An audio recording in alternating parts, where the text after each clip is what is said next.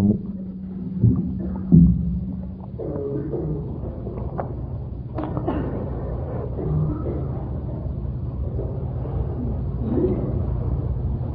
Quand une civilisation atteint la fin de son cycle, lorsqu'il y a un grand changement, soit à une échelle mondiale ou à une échelle locale, il y a un très grand nombre d'âmes qui veulent se réincarner rapidement. Ils attendent en ligne, sont pressés. Ils n'ont pas eu le temps de perdre cette mémoire antérieure.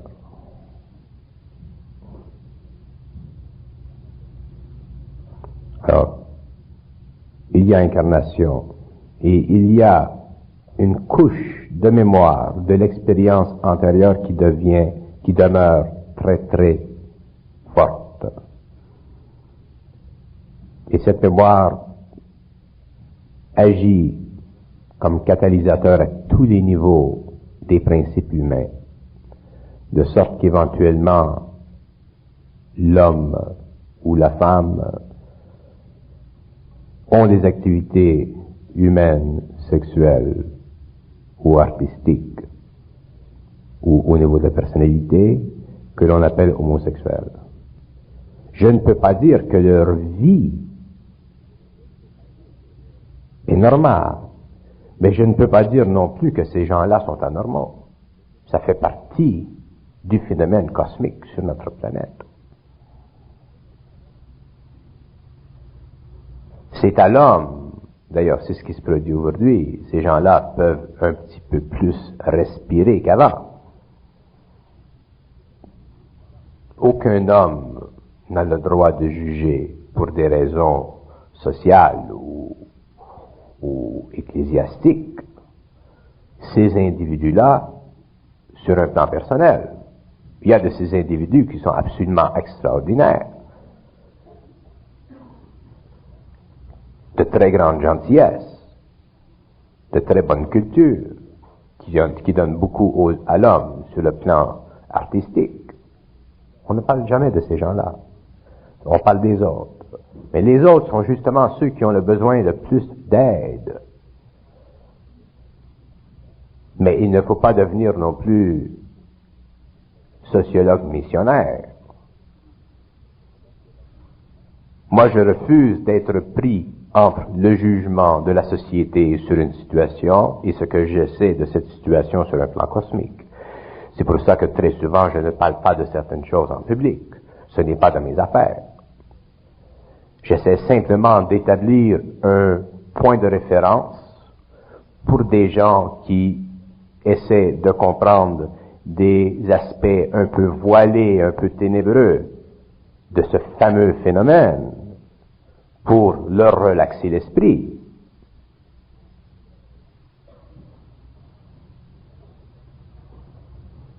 Le phénomène de l'avortement, c'est la même chose. Je ne peux pas prendre de position sociale sur l'avortement. Je peux parler en conférence de certaines choses comme ça, c'est-à-dire dans des séminaires. Mais dans le public, je ne peux pas faire ça.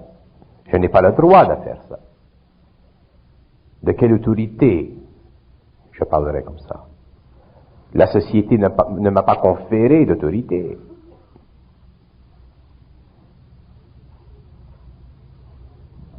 Mais je peux déclarer des lignes assez larges pour que les individus qui essaient de voir le fond, de comprendre les mécanismes de ces phénomènes-là, pour leur permettre au moins d'alléger souvent la question philosophique qui se rattache à ces phénomènes, ce que je fais. L'homosexualité est un phénomène cosmique qui se produit à la fin d'une civilisation. Quand Cortés est arrivé ici à Mexico, c'était la même chose, c'était la débandade.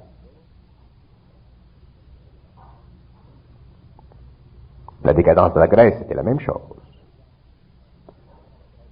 Alors, les âmes veulent faire l'expérience avant que le cycle change. Alors, elles reviennent trop vite.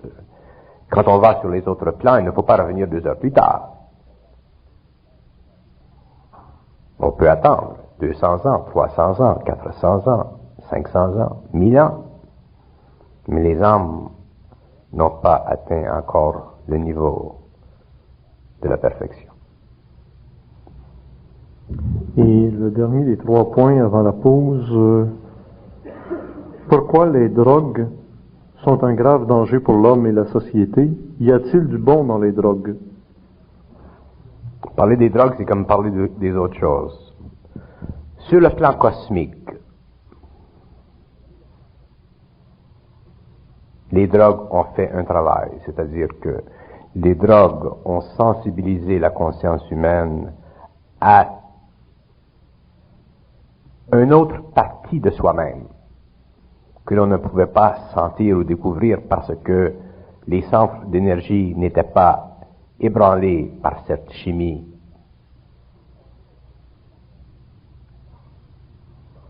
Ça sert au plan de l'évolution. Sur le plan cosmique, il y a une évolution. La nouvelle génération a été sensibilisée par ces effets-là, de sorte qu'aujourd'hui, elle ne pense pas, elle n'a pas les mêmes sentiments envers la société, envers l'ordre établi qu'elle avait avant. Ça, c'est un aspect positif. Mais sur le plan humain, la drogue fait partie des influences arimaniennes chez l'homme. La drogue détruit la volonté. Elle affecte le corps astral. Elle change la capacité chez l'individu de rétablir inconsciemment son rythme de vie à perfection.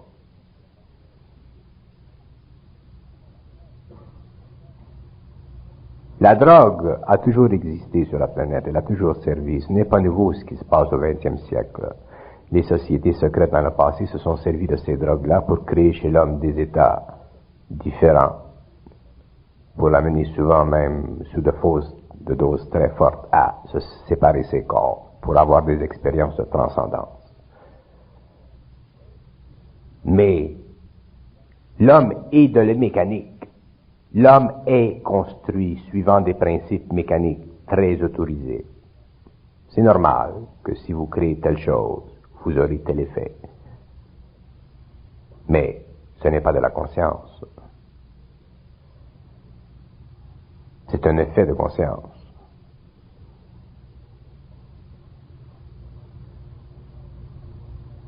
Un homme qui prend de la drogue ne peut pas entrer en contact avec le supramental. C'est contre les lois de ces hiérarchies. Mais il peut entrer en contact avec des formes d'intelligence sur d'autres plans, qui ne sont pas toujours les plus plaisantes. Les drogues sont le grand poison de la civilisation occidentale. Mais l'effet est tellement surprenant pour l'esprit humain, parce que l'esprit humain est toujours en quête de connaître, est toujours en quête de savoir, que l'homme tombe facilement sous l'empire de cette expérience, qui le mène souvent au suicide.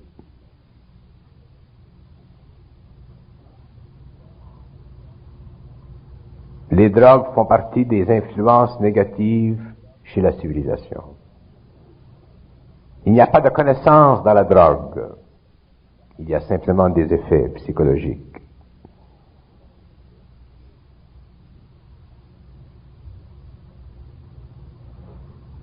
C'est un amusement, c'est un amuse-gueule, c'est un amuse-esprit.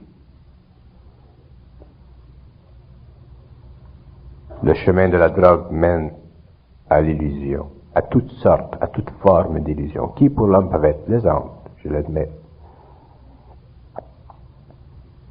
Mais il n'y a pas de connaissance. Il n'y a pas de discrimination. Il peut y avoir un brin de sagesse. Je rencontre des gens qui ont pris de la drogue et qui ne sont pas bêtes. Comme on dit souvent, ils l'ont l'affaire eux autres.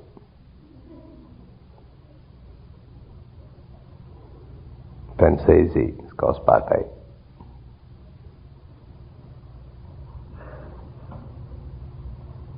Mais l'affaire qu'ils ont, c'est pas l'affaire de l'affaire, c'est la bête de l'affaire.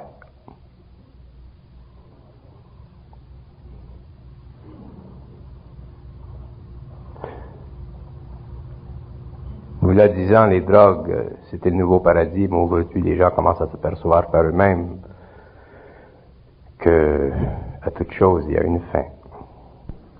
Qu'est-ce que surhomme dans la bouche de Bernard? Qu'est-ce que ça signifie? Bon. Le surhomme, c'est l'homme nouveau.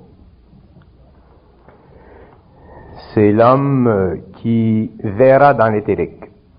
C'est l'homme qui aura la faculté de se servir de ses pouvoirs internes. C'est l'homme qui aura la clairvoyance. C'est l'homme qui aura la voyance. C'est l'homme qui pourra guérir. C'est l'homme qui pourra se servir des effluves de son corps éthérique à volonté. C'est l'homme qui pourra communiquer télépathiquement avec des extraterrestres à volonté. C'est l'homme qui aura accès totalement à sa mémoire. Alors c'est l'homme de la 6e race. C'est l'homme nouveau. L'invasion des intelligences plutoniennes servirait-elle à renforcer la volonté du surhomme humain?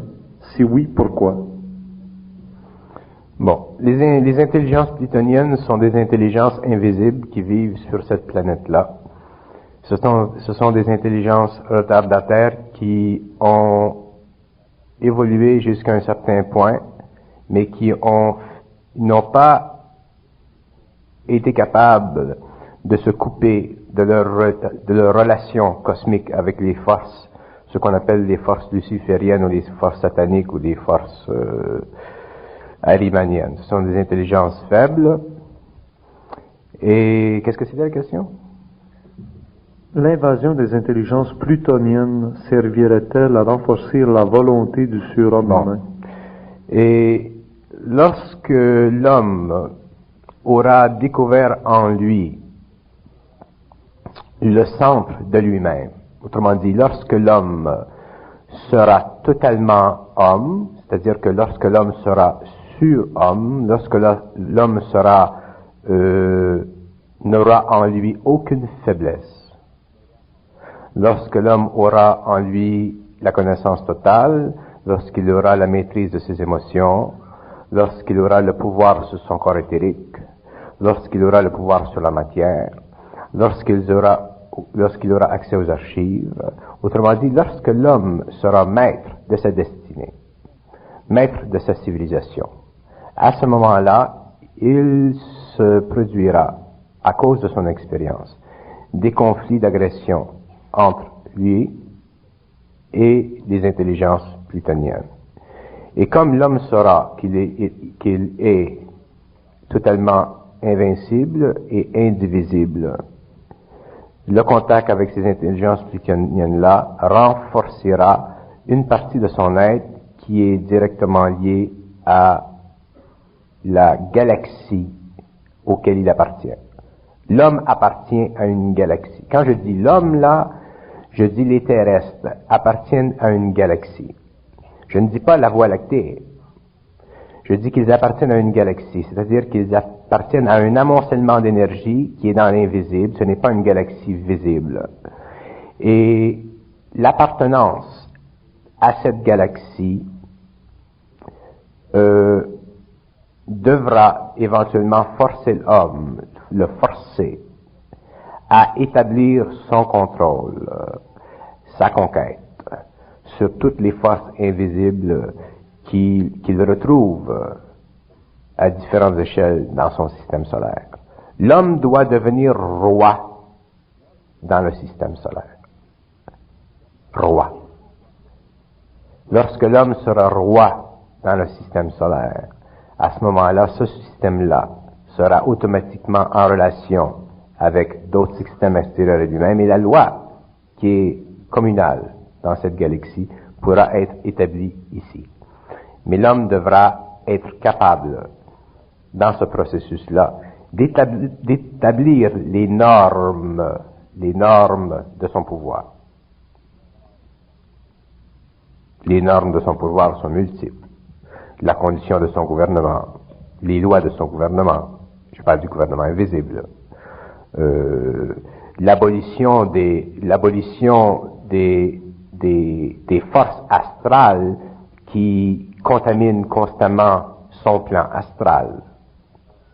Alors, dans ces normes gouvernementales invisibles-là, l'homme atteindra un point dans son évolution où il pourra totalement faire de la planète ce qu'il veut sans qu'il y ait interférence. Alors, sa collusion avec ces intelligences-là qui ne veulent pas ça, fera de lui un être très puissant. Mais puissant cosmiquement parlant, c'est-à-dire qu'il amènera sur le plan humain ici l'application de la loi. L'homme sera la manifestation de la loi cosmique et il n'y aura aucune puissance pour empêcher ce mouvement-là.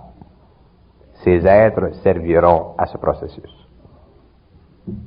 Une question étrange, s'il en est une. L'homme était-il sur la Terre avant l'avènement des races humaines? Bon.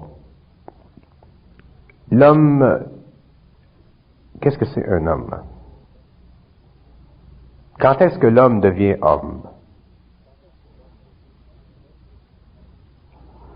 L'homme devient homme lorsqu'il a conscience de lui-même. Si l'homme n'a pas conscience de lui-même, il n'est pas homme, parce que il est incapable de se servir lui-même de la matière. Lorsque l'homme est capable de se servir lui-même de la matière, il commence son exercice général dans le développement de son intelligence. À ce moment-là, il lui est permis de renforcer les liens de sa genèse avec d'autres prototypes génétiques qui peuvent venir de la galaxie. À ce moment-là, il y a une rencontre, il y a une transmutation qui se fait, et l'homme, à ce moment-là, produit des races. Alors, avant cette période-là, il y a des prototypes humains qui servent simplement à permettre la fondation de la race humaine. Ce sont des prototypes humains, comme les Australopithèciens africains. Ce sont des prototypes humains. Mais ce ne sont pas des êtres qui résultent d'une connexion cosmique entre l'homme et des civilisations avancées. Autrement dit, il n'y a pas le phénomène de la race. Avant cette période-là, dans les temps éloignés, il y a un phénomène de ramification. On voit des liens qui se développent entre un type homonoïde et d'autres, mais à un certain point, il n'y a plus de connexion. Il y a ce qu'on appelle un missing link.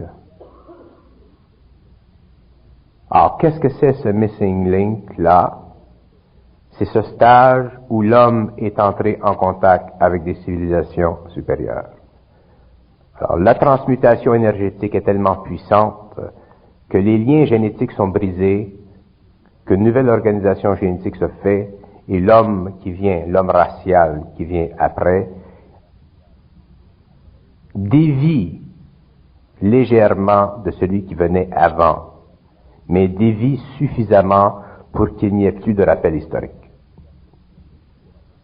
C'est pour ça que les scientifiques n'ont plus jamais découvrir le missing link. Tant qu'ils ne comprendront pas occultement les lois de l'évolution humaine telles qu'elles sont perçues par l'homme lorsqu'il a contact avec la mémoire. Le missing link, c'est celui qu'on appelle le chaînon manquant. Les luttes entre l'homme et l'esprit deviendront-elles de plus en plus aiguës? Les luttes entre l'homme et l'esprit vont devenir de plus en plus difficiles parce que l'homme va perdre de plus en plus le pouvoir de son autonomie au niveau de sa personnalité.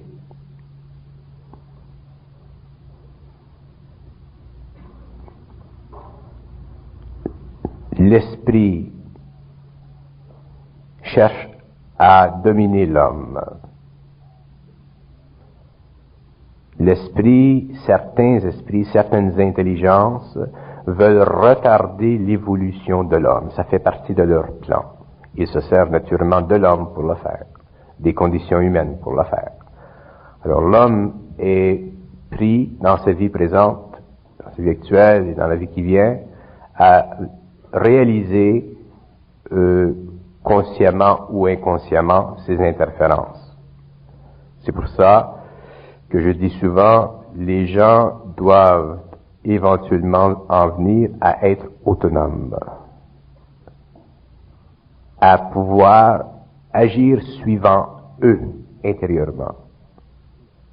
Sans ça, ils seront pris dans tout ce flux, dans tout ce remue-ménage, et pour eux autres, la vie, au niveau de la psychologie relative, de la psychologie personnelle, sera très pénible. Si, pour un jour ou l'autre, il se déclare une guerre, par exemple, entre les puissances, l'individu, lui, où en est-il en relation avec cet événement? Il y a seulement deux choix. Soit suivre le courant de pensée générale, ou être assez développé intérieurement pour suivre ce qu'il reçoit intérieurement. C'est ce qu'il reçoit intérieurement qui l'amènera à la liberté de ce conflit, qui l'amènera à éventuellement retrouver la paix qui a été détruite par ce conflit. Le contact avec les intelligences des autres plans est essentiel. Je le souligne, aujourd'hui vous le voyez peut-être comme ça, mais dans 10 ans, dans 15 ans, vous verrez que le contact avec soi-même, si vous voulez, est essentiel. C'est la survie de l'homme. C'est essentiel. On ne peut plus se laisser leurrer. À tous les niveaux.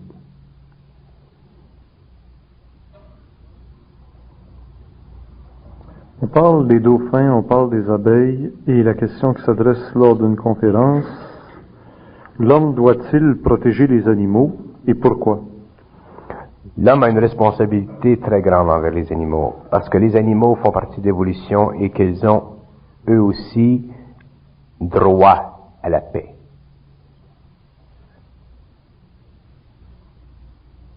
Ils ont droit à la paix. L'homme trouble leur paix. L'homme les détruit pour rien.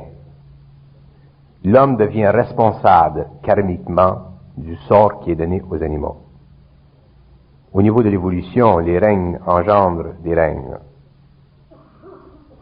Le minéral donne naissance à la plante donne naissance à l'animal donne naissance à l'homme donne naissance au surhomme. Sans l'homme, le surhomme est impossible. Sans l'animal, l'homme est impossible. Sans la plante, l'animal est impossible. Sans le minéral, la plante est impossible. Sur le plan cosmique, ces liens ne doivent pas être brisés. S'ils sont brisés par l'homme à cause de sa folie, il devra payer. Comme il va payer au niveau de la pollution.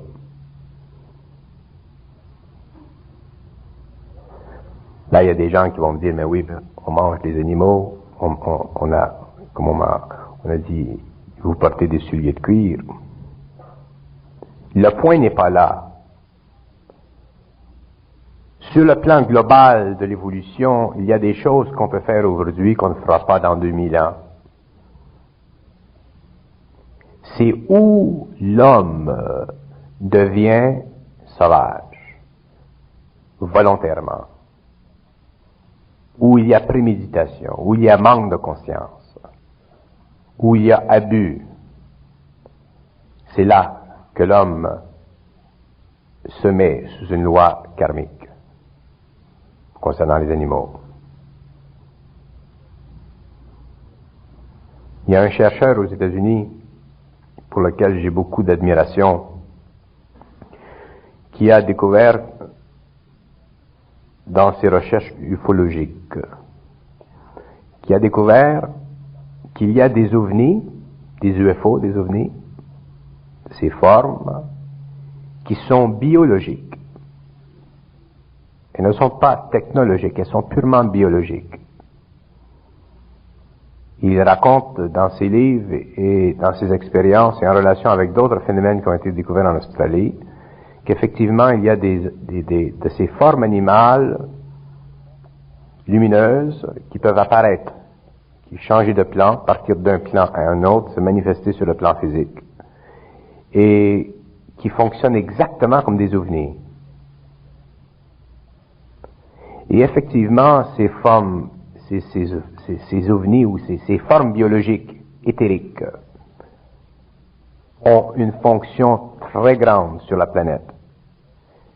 Et si l'homme continue à détruire le règne animal, ce qui se produira éventuellement, c'est qu'il y aura de ces formes biologiques, éthériques, matérialisantes, qui créera en lui une très grande terreur dans les siècles qui viendront.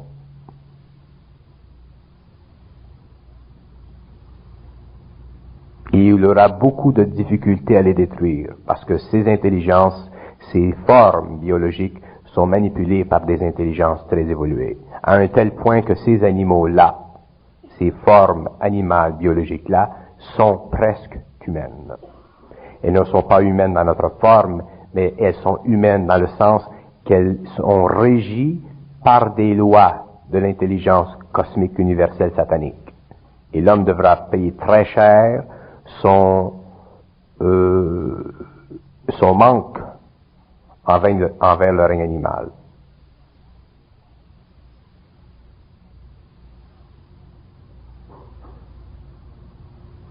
Il a vu dans une expérience où cette forme biologique-là descendait sur une mesa dans le Nouveau-Mexique. Elle était comme blessée. Et ensuite, une autre forme est apparue au-dessus d'elle, l'a irradiée, ils se sont fondus dans une même lumière et ils ont disparu. Alors, ces formes biologiques-là, qui ne sont pas connues encore de l'homme, c'est-à-dire qu'elles n'ont pas été étudiées, même occultement, ces formes-là deviendront très dangereuses et elles résulteront justement du fait que l'homme n'aura pas aidé à l'évolution des animaux. Les animaux sont très près de nous, très près de nous. Ce que je ne comprends pas, c'est que les gens tombent en panne devant une plante, devant un minéral, et lorsqu'il s'agit d'animaux, ils agissent comme des sauvages. Ils ont un amour esthétique pour les plantes, pour les roses, pour toutes sortes de plantes, mais en ce qui concerne les animaux, ils n'ont aucun sentiment. C'est une déformation de l'homme. L'homme devrait pouvoir voir dans l'animal le moindre animal de la conscience. Il y a dans ces animaux de la conscience. Un jour, l'homme aura contact direct avec les animaux, mais ce n'est pas arrivé. L'âme.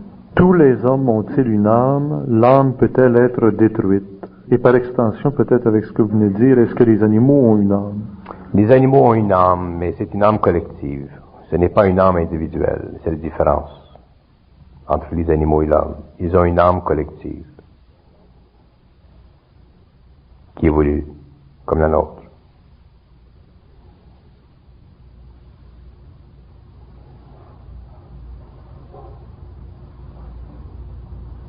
Il y a des animaux qui ont de très, très grandes âmes collectives. Le cheval.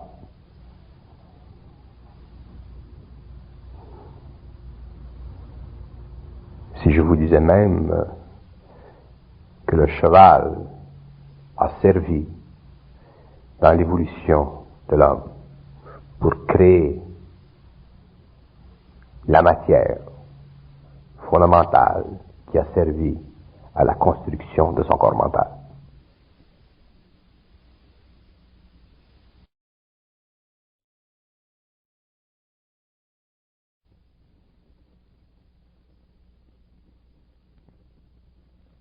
aussi grand que pour nous la lumière. Pour eux, les forces sataniques sont aussi importantes, aussi imposantes, aussi belles que pour nous, les autres. Lorsque ces êtres viennent dans des scénarios, dans des schémas d'incarnation, ils peuvent créer énormément de mal. Mais les intelligences cosmiques sont extrêmement patientes dans le jugement d'une âme. C'est très long avant que le concile décide de dénier à une âme le pouvoir de se reconstruire en mémoire. Mais lorsqu'il a été enlevé à l'âme le pouvoir de reconstruire sa mémoire, elle est détruite. Et à ce moment-là, elle ne sert plus. Alors, il y a des lois dans le cosmos qui permettent la destruction totale d'une âme. Mais quand ça se produit, c'est parce que cette âme-là ne peut plus évoluer.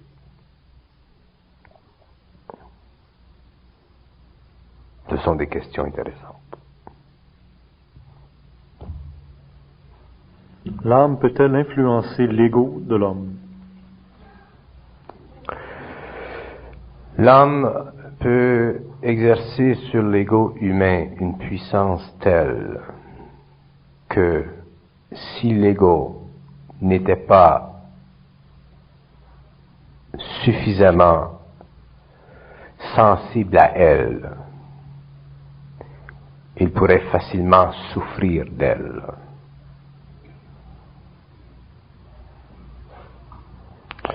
L'âme, c'est l'énergie primordiale qui donne à l'ego tout ce qu'il a de besoin pour évoluer. Et de là, à cause de l'expérience de l'ego qui devient de la mémoire, permet à l'âme d'évoluer. Mais l'âme, elle, est intransigeante. L'âme est intransigeante. Et c'est justement à cause de son intransigeance que l'ego évolue.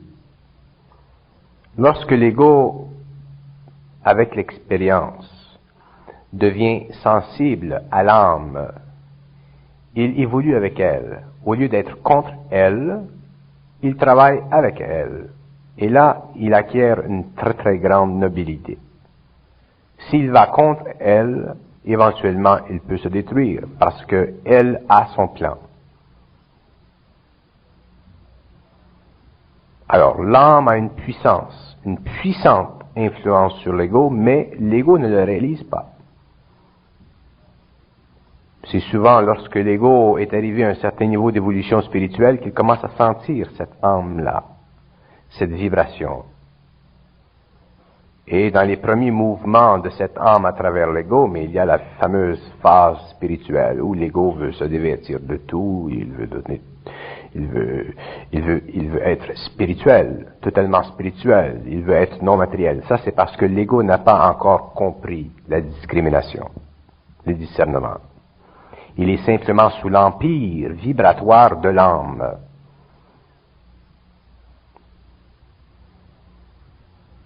L'âme est très puissante. Et les gens qui viennent, les nouvelles générations, vont sentir de plus en plus l'âme, jusqu'au moment où il y a une union entre l'ego et l'âme. Et c'est là, à partir de ce moment, que l'homme peut commencer à vivre. Avant ça, ce n'est pas de la vie. C'est une forme de mort vivante. L'âme, c'est fait de ce que Dieu est fait.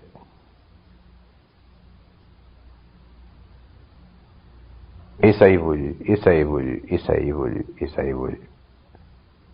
Et ça force l'ego aussi à évoluer, à prendre de l'expérience.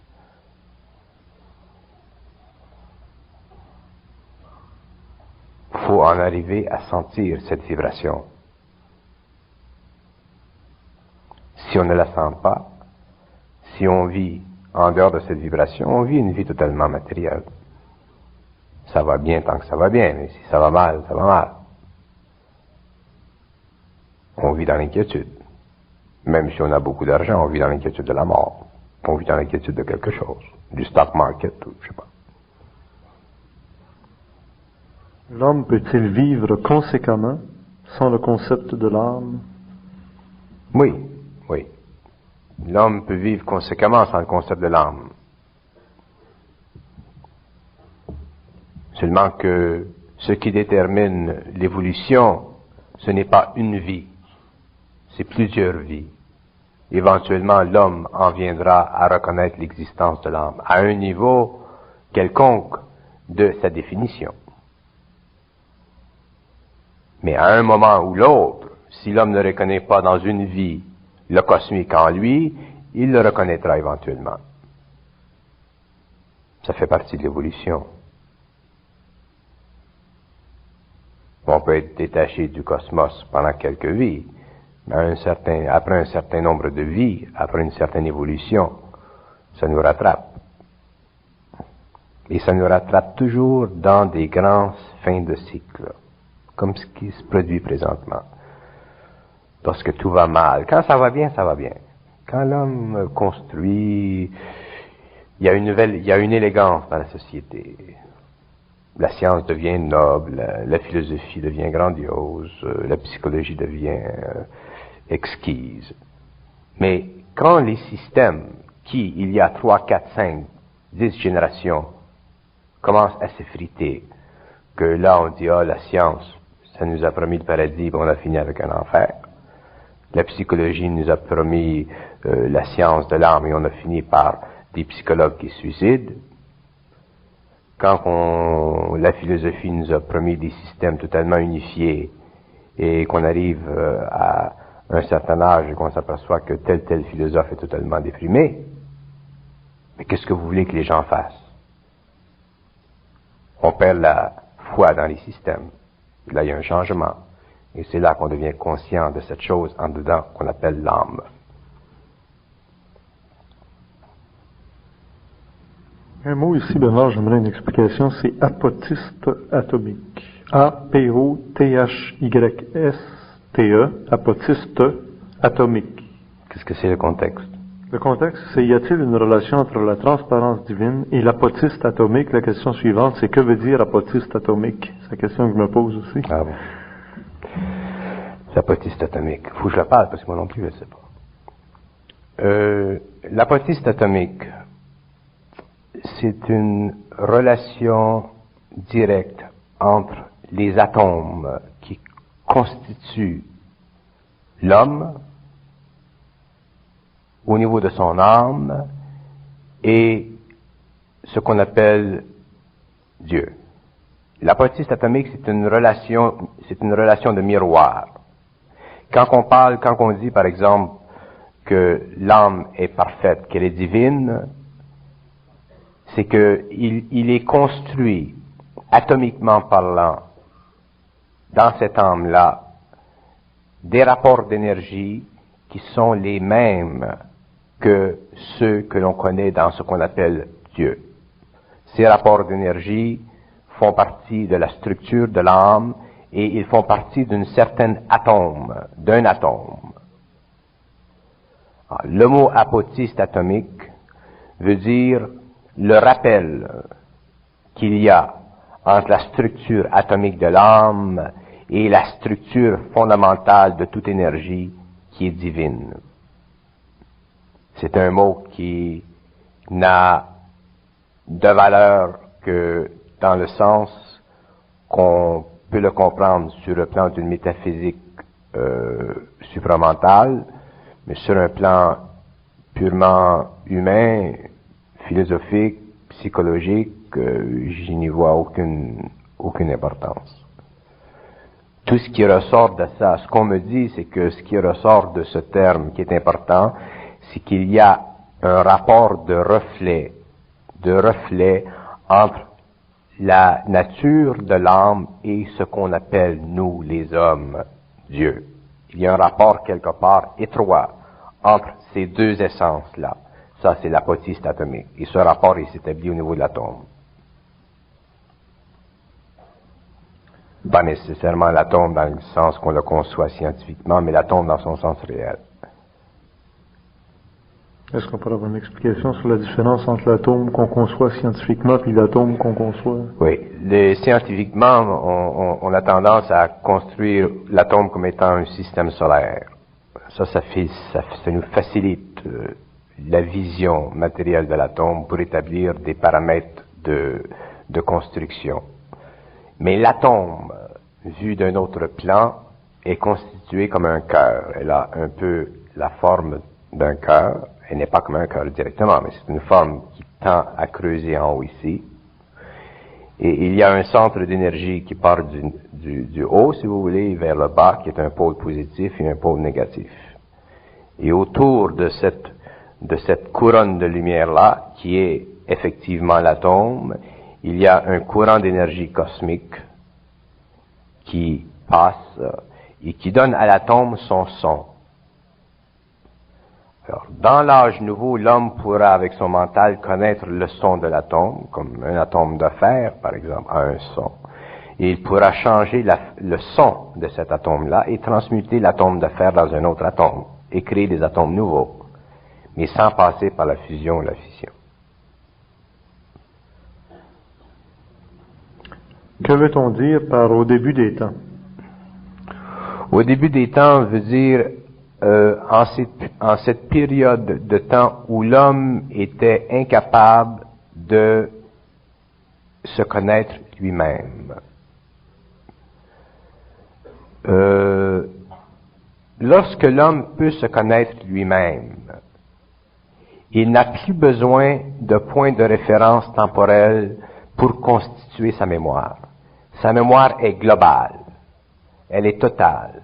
Elle peut aller très loin dans le passé ou aller très loin dans l'avenir. Mais lorsque l'homme a perdu cette conscience, il se situe catégoriquement au début des temps.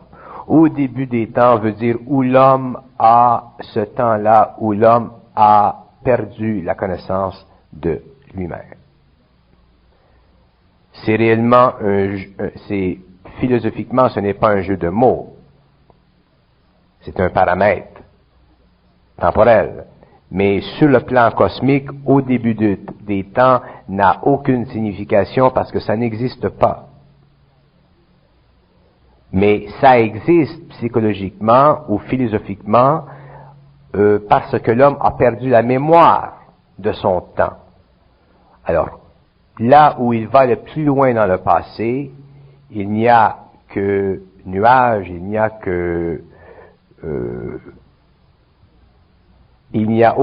rien de parfaitement clair.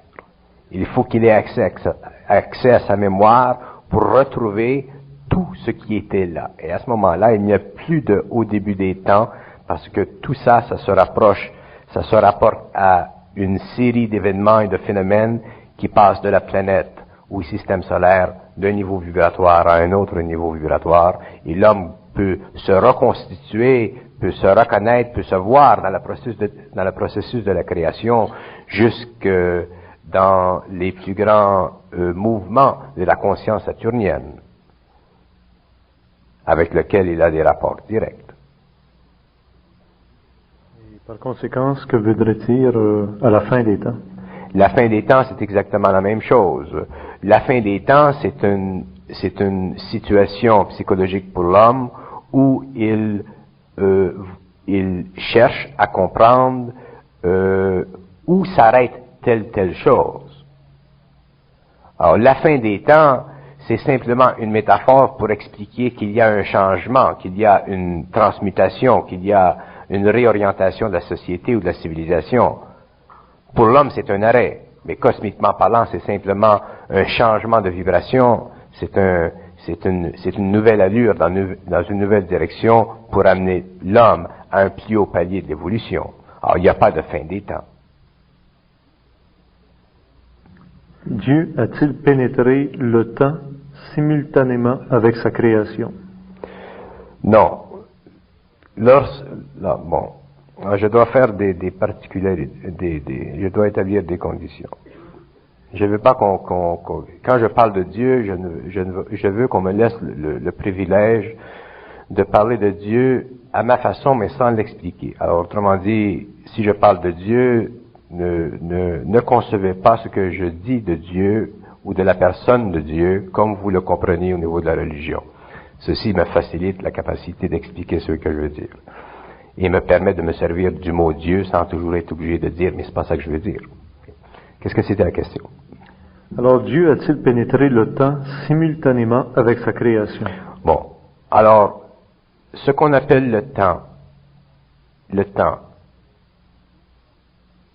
c'est un mouvement d'énergie dans le cosmos qui est directement lié au rythme des atomes dans le cosmos, qui est directement lié à la lumière dans le cosmos. Le temps, c'est une dimension. Ce n'est pas un état psychologique. Il y a dans le cosmos différents temps, parce qu'il y a, autrement dit, différentes dimensions. Ces différentes dimensions sont composées d'atomes qui ont différents sons.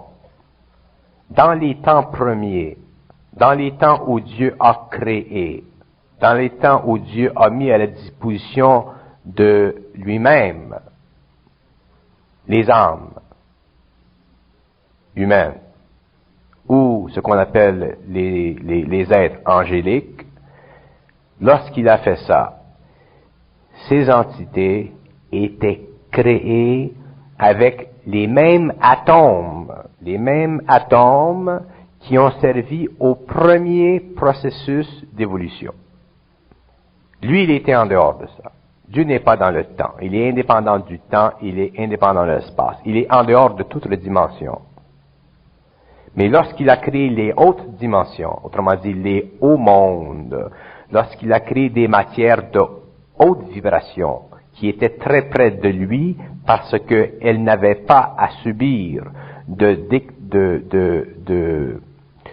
dégradation dans le processus de l'évolution, parce qu'elles étaient établies déjà avant que ce processus-là commence, le temps et ces créations-là étaient établies conjointement. Mais Dieu ne participait pas à ça. Dieu n'a jamais été dans le temps. Le temps devenait une dimension pour ces êtres. Pour nous, l'espace est une dimension. Pour ces êtres, le temps est une dimension. Mais nous, éventuellement, pourrons être libres de l'espace. Ces êtres peuvent, s'ils le veulent, être libres du temps. Mais ils ne peuvent pas être libres du temps et de l'espace en même temps. Soit qu'ils soient libres du temps ou de l'espace. Le seul être dans le cosmos qui est totalement libre du temps et de l'espace à la fois, c'est ce qu'on appelle Dieu. Et la raison pour laquelle il est libre du temps et de l'espace, c'est parce que Dieu n'a jamais été créé. Et la raison pour laquelle Dieu n'a jamais été créé, c'est parce que Dieu n'a jamais été conçu. N'essayez pas de comprendre. Prenez seulement la vibration. Dieu n'a jamais été conçu. Et il n'avait jamais été conçu parce qu'il n'y avait jamais de matière suffisamment puissante, haute en vibration avant lui pour servir à modeler sa forme. N'ayant pas de matière, d'atome suffisamment haute en vibration pour constituer éventuellement une forme, il devenait insuffisant à Dieu de se permettre de retourner dans son temps. Alors, au lieu de retourner dans son temps, qui aurait voulu dire pour lui de ne jamais créer, il a décidé de mettre en action dans un autre temps qui n'était pas le sien, mais celui de ses créations, des atomes qui serviraient au développement de sa forme pour éventuellement permettre le développement d'une constitution génétique dans le cosmos qui devait finir par l'homme tel que nous le connaissons aujourd'hui, mais dont le but de l'évolution n'est pas encore terminé, mais connu des hautes hiérarchies. Parlant des hautes hiérarchies, qui décréta que Lucifer et ses semblables furent relégués aux espaces astraux du cosmos? Ils se sont relégués par eux-mêmes, mais ils ont été forcés d'être relégués par une autre hiérarchie qui était égale en pouvoir de consultation avec eux, mais qui n'était pas égal en pouvoir créatif avec lui. Les forces lucifériennes ont été reléguées à ce qu'on appelle les espaces sans lumière, parce que lorsqu'ils ont commis leur acte de non-service envers la hiérarchie, parce qu'on dit souvent que Lucifer a péché contre Dieu, c'est pas vrai. C'est pas contre Dieu qu'il a péché. C'est contre la hiérarchie, contre la lumière de Dieu. Il y a une différence subtile là, mais qui mène à un développement, un processus de pensée au niveau de la cosmogénèse qui est très très important plus tard quand on en parlera. Alors, Lucifer, la loi du cosmos, c'est le service. On ne peut pas s'attaquer à Dieu. Il n'est pas dans notre temps, dans notre espace. Il n'est pas fait de la matière de sa création, parfaitement. C'est ce qui, justement, l'a amené à créer. Mais, il y a des êtres dans la hiérarchie de très haute vibration. Ce qu'on appelle des êtres de lumière. Et Lucifer a refusé de travailler avec ces êtres. En faisant ça, il a commis ce qu'on appelle, humainement parlant, le péché d'orgueil contre Dieu. Mais ce n'est pas contre Dieu, c'est contre eux. Si vous et moi appartenons à la même fraternité et qu'on évolue ensemble pendant un certain temps, et qu'à un certain moment, parce que vous avez un très grand pouvoir, une très grande intelligence, une très grande capacité de comprendre, disons, l'organisation dans laquelle ou pour laquelle nous travaillons, vous décidez à un certain moment, vous dites, bon, moi je ne vais pas travailler, j'ai d'autres plans. Qu'est-ce que vous faites? Vous tuez la vie de cette organisation parce que vous avez un grand pouvoir. Vous enlevez à cette organisation, vous enlevez à cet ordre universel. Et c'est ça qui a amené Lucifer à être projeté dans les sphères qui sont appelées des sphères de ténèbres, parce que la lumière qui lui servait avant dans le service ne pouvait plus lui servir dans la domination. La lumière lui a été enlevée, il a gardé son intelligence, mais la lumière lui a été enlevée, et une fois que la lumière est enlevée, on ne peut plus voir dans les mondes où se situent les hautes créatures de Dieu. Et à ce moment-là, qu'est-ce qu'on fait? On se fait un chum, l'homme.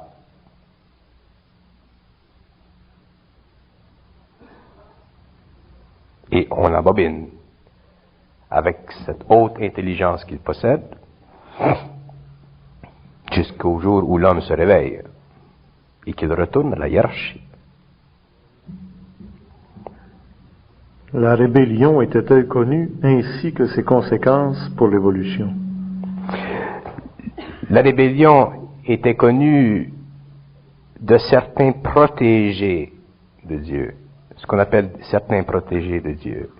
Il y a dans les hautes sphères de la hiérarchie des êtres, il n'y en a pas beaucoup, il y en a seulement quelques-uns, des êtres qui ont accès à ce qu'on appelle le devenir. Ce devenir cosmique-là, ce n'est pas un pouvoir de vision dans l'avenir. C'est un pouvoir de précision dans le temps. Et ces êtres-là sont capables de déceler dans le temps, dans certains temps, la position d'un atome. Ils savent, à cause de leur haute vibration, de leur très grande connexion avec l'original, que dans telle partie du cosmos, tel atome est rendu à tel endroit. Et c'est par cette capacité, par ce pouvoir de voyance, qui leur est conféré directement de ce qu'on appelle Dieu, le divin, de cette perfection, qu'ils ont pu connaître les éclats de la rébellion. Les éclats, parce que les éclats de la rébellion sont venus avant la rébellion elle-même. Parce que les éclats étaient déjà enregistrés dans la conscience totale. mais il ne pouvait être perçu par la conscience individuelle collective archangélique que lorsque le mouvement était fait. D'ailleurs, il se produit la même chose chez l'homme. Souvent, on a une intuition de quelque chose, mais c'est simplement quand l'événement se produit qu'on dit « Ah, c'était ça. C'était la même chose. »